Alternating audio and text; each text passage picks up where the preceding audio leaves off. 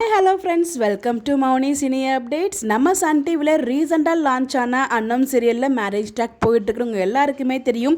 Saravanan and அன்னம்கான reception எல்லாமே நடந்துகிட்ருக்கு. இப்போ வந்து பார்த்தீங்கன்னா கரண்ட்டாக மணமேடையில் மாப்பிள்ளை வந்து மாறியிருக்காரு. ஸோ அந்த மாதிரி ஒரு ஷூட்டிங் ஸ்பாட் அப்டேட் தான் பார்த்துட்ருக்கோம். என்ன அப்படின்னு பார்த்தீங்கன்னா, கண்டிப்பாக நமக்கு தெரியும் சரவணனுக்கும் அண்ணனுக்கும் மேரேஜ் நடக்காது, எப்படியும் ஹீரோக்கும் அண்ணனுக்கும் தான் மேரேஜ் நடக்கும் அப்படின்னு சொல்லிட்டு.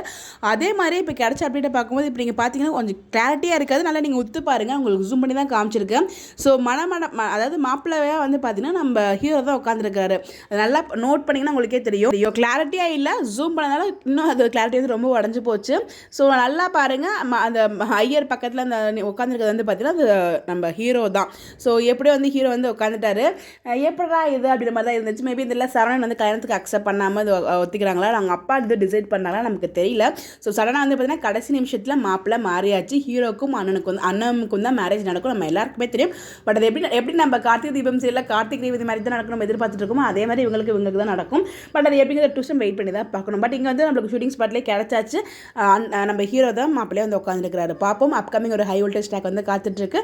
உங்களுக்கு எதுவும் ஐடியா இருந்தால் மறக்காம அதை கமெண்ட்டில் ஷேர் பண்ணுங்கள். இந்த மாதிரி அப்டேட் தெரிஞ்சுக்க நம்மளோட சேனலை ஃபாலோ பண்ணிக்கோங்க. Bye bye.